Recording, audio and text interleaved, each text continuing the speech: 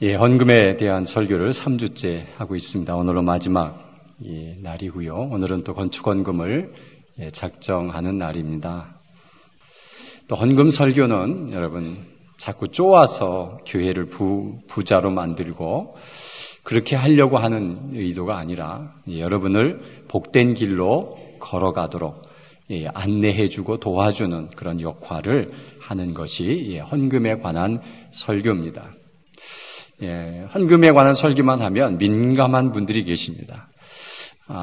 지금도 우리도 힘들어 죽겠는데 어떻게 하란 말이냐라고 하는 것으로 생각할 수도 있습니다. 그러나 우리가 우리의 삶을 한번 돌아보면서 하나님보다 더 소중하게 여기는 것은 무엇인지, 우선순위에서 이게 배열이 잘못된 것은 아닌지, 정말 하나님이 기뻐하시는 것은 무엇인지 이런 것들을 한번 점검해 보는 시간입니다.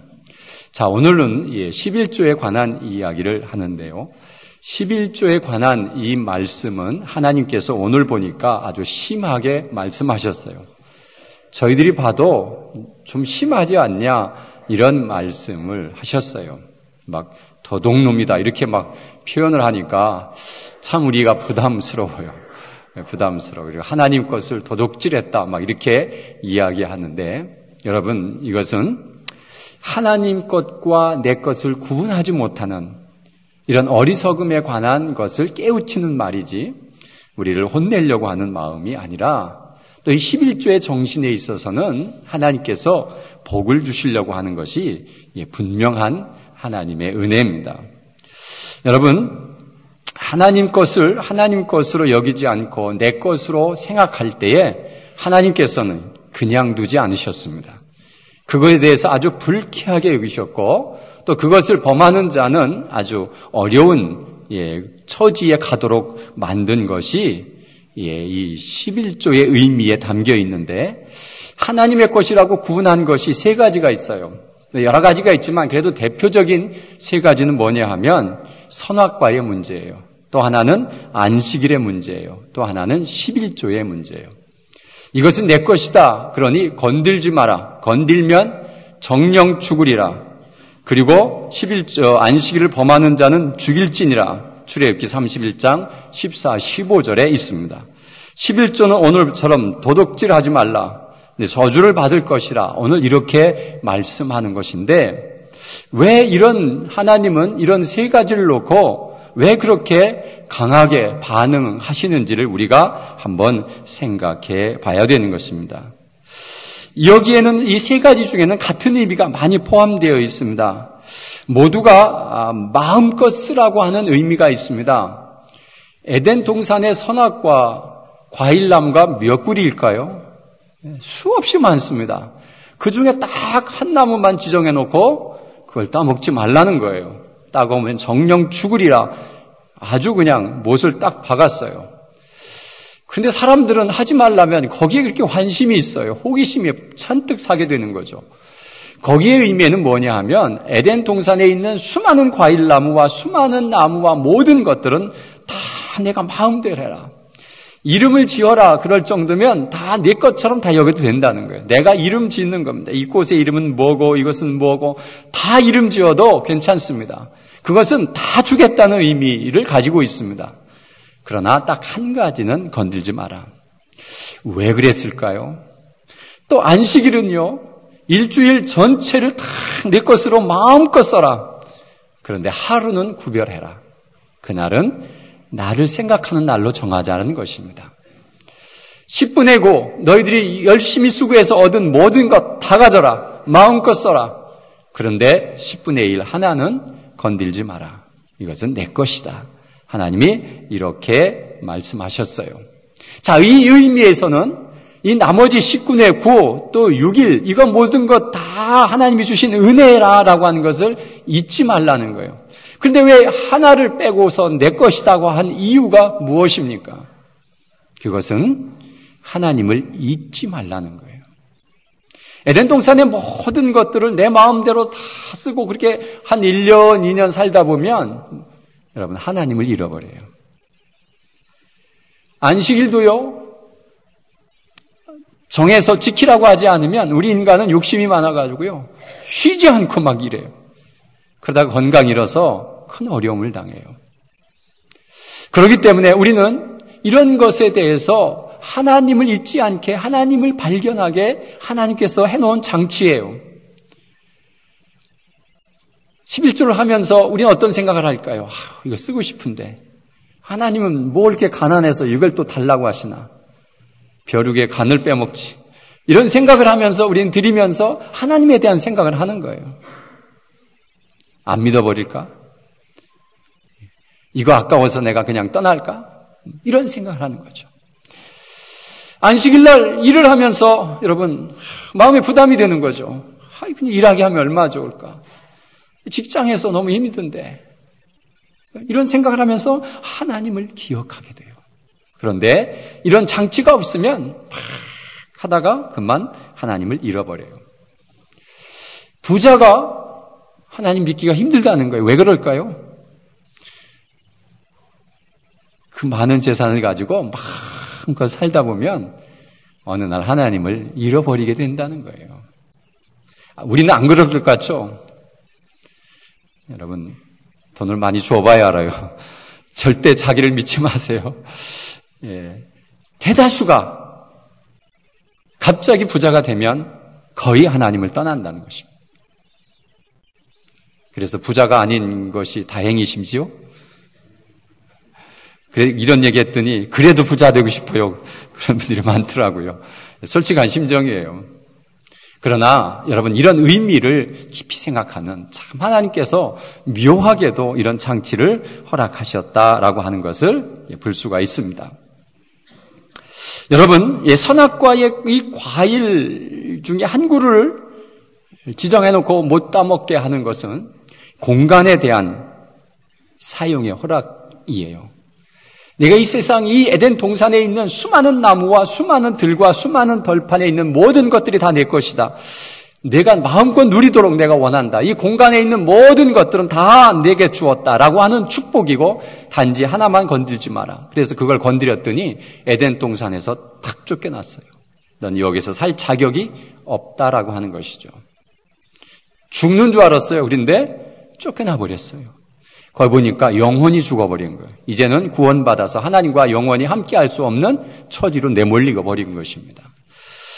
여러분, 이 공간에 대한 사용의 허락을 하나님께서 해주시고 축복해 주신 놀라운 은혜예요. 자, 안식일은 주일을 마음껏 사용하라고 하는 것은 시간에 대한 하나님의 축복을 이야기해 주는 거예요. 이 시간, 일주일의 시간 모두 다 마음껏 쓰지만 한 시간만큼은 하나님께 드리고 이 시간에 대한 축복을 우리에게 해주시는 것입니다. 11조는 당연히 물질에 대한 것을 사용 허락하시는 것을 우리에게 말씀하시면서 10분의 1은 내 것이니 건들지 말라라고 하는 것을 우리는 볼 수가 있습니다. 여러분 여기에서 깊은 하나님의 뜻은 하나님을 잃어버릴 것이 분명하고 또 한 가지는 하나님께서 우리에게 주시는 그 수많은 것들을 공간의 개념과 시간의 개념과 물질의 개념에서 하나님을 잊지 말라는 거예요. 여러분 우리가 공간이 있고 시간이 있고 물질만 있으면 멋진 삶을 살 수 있어요. 그렇죠? 뭐 어디고 다닐 수 있고요. 시간이 많아서 어디고 여행할 수 있고요. 또 물질이 있어서 어디고 뭐 사고 다 할 수 있는 그런 은혜, 우리에게 주신 하나님의 축복이에요. 이것을 축복으로 받아들여야 되는 거예요. 자, 그러면 이렇게 말씀하시는 하나님의 그 크고 놀라운 은혜는 왜 그렇게 하는가? 거기에는 인간을 사랑하는 마음이 있고 인간에게 복 주시려고 하는 마음이 있는 거예요. 여기에는 전부 다 하나님께서 복 주시려고 이런 장치를 걸었지 우리를 빼앗고 우리를 구속하고 우리 공간에서 쫓아내려고 하는 의미가 아니라 하나님께서는 넌 이것만 지키면 내가 이 모든 공간에 에덴 동산의 모든 것들이 다 내가 주인인 것처럼 마음 놓고 주인 행세를 해도 괜찮은 것을 허락받는 상황입니다. 근데 우리의 욕심은 뭐예요? 그 하나 그것마저도 하나님 손에서 뺏어내려고 하는 게 우리 인간의 욕심이에요. 여러분, 우리는 하나님 것에 드리고 나머지는 마음껏 누릴 수 있는 축복이 우리에게 있는데 우리가 이것을 잃어버리면 이것은 큰 화를 입게 된다고 하는 것을 명심해야 됩니다. 안식일도 마찬가지입니다. 안식일을 통해서 우리에게 쉼과 은혜가 얼마나 큰지 모릅니다. 그래서 이 안식일의 개념을 가지고 그 율법과 하나님의 말씀 속에서는 7년 만에 안식 년을 주십니다. 그래서 여러분 6일하고 하루 쉬고 이것이 계속 하다가 이것도 너무 피곤하니까 7년째는 아예 1년 내내 쉬라는 거예요. 1년 내내. 그때는 뭐도 쉬어요? 땅도 쉬어요. 땅도 쉬고 다 쉬어요. 얼마나 놀라운 쉼입니까, 여러분? 얼마나 신나는 일이에요. 여러분 1년 쉬어보셨어요? 얼마나 신나겠어요. 그렇죠? 하나님의 법은 쉬게 만드셨어요. 거기다가 50년째, 이 안식년이 7번째 되고 그 다음 날이 77에 49, 50일째예요. 50년째예요. 50년째는 2번 쉬래요. 7년 안식일을 하고 희년 나팔을 딱 불어버리면 그때도 또 쉬래요. 이야, 얼마나 멋진 하나님의 법칙이에요. 이거 좀 적용하며 살면 안 될까요? 하나님은 이렇게 우리를 사랑하시고 쉬도록 만들었어요. 공산주의자들이요, 하루 쉬는 게 너무 아까워서 열심히 계속 일을 시켜봤더니요, 생산 그것이 딱 떨어져 버리더래요. 그래서 금방 폐지하고 다시 일주일에 하루를 쉬는 것을 배웠어요. 요즘은 더 나가서 일주일에 2번을 쉬는 그 은혜가 우리에게 있죠. 하나님께서는 우리 사람들을 사랑하고 사람들을 만드신 분 때문에 사람들이 어떻게 살아야 하는가를 분명히 알아서 이 하루를 빼줌으로 인해서 하루를 쉬도록 만들기 위해서 우리가 하나님의 크신 은혜 가운데서 누리도록 살도록 만들어 주신 것이 얼마나 큰 은혜입니까? 10분의 1 이거 드리는 거 너무 쉽지 않아요. 쉽지 않아요. 수입이 적을 때는 별거 아니에요. 10만 원 버는 사람은 10,000원 헌금하는 거 그렇게 아깝지 않아요. 100만 원 버는 사람도 10만 원 하나님께 드리는 건 별로 아깝지 않아요. 그런데 한 1,000만 원, 한 1억씩 벌면 그때부터는 마음이 달라져요. 마음이 달라져요. 여러분, 우리가 하나님 것은 하나님 것으로 구분하는 것. 이것은 하나님께서 이것을 빼앗아 가려고 하는 것이 아니라 10분의 9를 지켜주겠다고 하는 약속입니다. 믿으십니까? 오늘 본문에 뭐라고 그래요? 11절에 보니까 만군의 여호와가 이르노라 내가 너희를 위하여 메뚜기를 금하며 너희 토지 소산을 먹어 없애지 못하게 하며 너희 밭에 포도나무 열매가 기한 전에 떨어지지 않게 하리라. 나머지 10분의 9 이거를 하나님께서 잘 보호해 주셔서 손해나지 않도록 만들어 주겠다는 거예요. 여러분, 우리가 11조에 관한 것 한번 경험해 보신 분들은 많이 있지만 저는 경험해 봤습니다. 안 드렸더니요, 뒷문이 열리더라고요. 뒷문이 열리니까 감당이 안 되더라고요.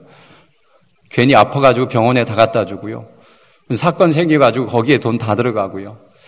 그래서 이 11조에 관한 것은 하나님께서 우리를 지켜주시겠다고 하는 약속인데 그 약속을 내가 못 지키면 내가 10분의 9도 이거 내 게 아니라고 하는 것을 경험케 하는 거예요.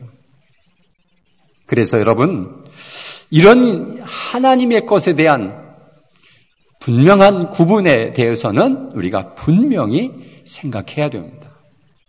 하나님께서 우리에게 주시고자 하시는 축복의 통로이고 우리를 보호하시고 우리를 축복해 주시기 위한 하나님의 장치인데 이것을 거절하면 큰 어려움이 우리에게 닥치는 것은 사실입니다. 그래서 하나님 것을 하나님 앞에 드릴 때에 아까움 없이 드려야 되는데 우리는 이런 것에 대해서 자꾸 아까운 마음으로 드리려고 할 때가 참 많이 있습니다. 여러분, 하나님 것을 하나님 거로 드리는데 내 것으로 생각하면 그것이 아까운 마음이 드는 겁니다. 그래서 아까운 마음이 들면 기도하셔야 됩니다. 하나님, 내 마음에 이것이 하나님 것으로 인정하지 않는 믿음 없음을 용서해 주시고 내가 하나님 것으로 드릴 수 있는 그런 용기를 달라고 기도하면 하나님께서 그 은혜를 베풀어 주십니다. 여러분, 이 세 가지의 문제, 선악과의 문제, 안식일의 문제, 11조의 문제, 이것을 여러분 하나님의 신앙 고백적인 의미가 강합니다. 하나님의 말씀을 제대로 순종하나 안 하나, 믿음 있다고 말하고 하나님을 잘 섬긴다고 말로만 하지 실제로 이것을 지키나 안 지키나를 보는 것입니다. 행함이 없는 믿음은 죽은 믿음이라 우리가 이렇게 얘기하는데 뭘 행합니까? 하나님의 말씀을 그대로 따르고 순종하는 것, 이것은 우리가 신앙 고백적으로 드려지는 것이 이 세 가지의 문제입니다. 그래서 이 세 가지의 문제를 우리는 나의 신앙 고백으로 드려지는 거예요. 그리고 더 중요한 것은 뭐냐면 이 선택권을 우리에게 주셨다는 거예요. 많은 사람들이 말하죠. 선악과를 왜 만들어 놓고 우리를 또 벌 주려고 하나님이 벌써 미리 작정한 거 아니냐. 여러분, 그러나 이 모든 선택권은 우리가 내가 선택해라. 네가 선택하는 대로 나는 하겠다라고 하는 것. 이런 것에 대해서 우리가 너무 모르면 우리는 하나님의 것을 내 것으로 여기다가 이런 어려움을 당할 때가 참 많이 있습니다. 그래서 여러분, 우리는 늘 이런 것에 대해서 깊이 생각하고 하나님의 것을 구분할 줄 알아야 돼요. 11조를 드릴 때 쓰고 남으면 드리면 11조의 의미가 아니죠. 어떻게 해야 돼요? 제일 먼저 하나님의 것을 구분해서 드리고 나머지를 가지고 쓰는 거예요. 이런 것에 대해서 우리가 준비가 되고 철저히 훈련되지 아니하면 늘 아까운 마음으로 드리다가 이게 문제가 생겨요. 왜요? 아까운 마음은 지금 뭐예요? 내 것인데 뺏기는 느낌을 받는 거예요. 그럼 하나님이 내 돈 뺏어가는 사람이 되는 거잖아요. 받는 분이 얼마나 서운하겠어요. 돈을 빌려줬다가 받는데 늘 뺏긴다는 마음으로 그냥 늘 긴장하고 그러면 받는 사람이 얼마나 불쾌하겠어요. 여러분, 하나님의 것에 대해서 우리가 분명한 의식이 없으면 늘 아까운 마음으로 가지고요. 이것도 훈련되지 아니하면 이것이 정말 힘들어요. 그래서 이 11조 훈련은 여러분 아기 때부터 시작해야 돼요. 용돈 받으면 10분의 1을 하나님 것으로 해라. 여러분, 이런 훈련이 안 되면 커서 이제 자기가 경제활동을 하면서 이 11조를 못하는 그런 자녀들이 참 많이 있어요. 우리 성도님들 가운데도 참 많이 있어요. 우리 아들이 11조를 할 줄 몰라요. 이거 큰일 났어요. 여러분, 하나님께서 우리에게 주시는 그 놀라운 은혜를 우리가 깊이 한번 생각하면서 내가 더 많이 하나님께서 주신 것에 대한 정말 감사, 10분의 9를 마음껏 쓸 수 있도록 주신 그 은혜, 또 시간의 개념에 있어서 마음껏 내가 사용할 수 있는 시간, 또 건강, 그래서 내가 이 시간에 살아있는 동안 마음껏 할 수 있는 일, 그리고 내가 이 공간을 주신 하나님, 수없이 많은 이런 세상을 내가 마음껏 다닐 수 있는 그런 은혜를 주신 하나님 앞에 기꺼이 감사함으로 드려지고 또 손대지 않는 이런 신앙의 용사들이 여러분 꼭 되시기를 간절히 바랍니다.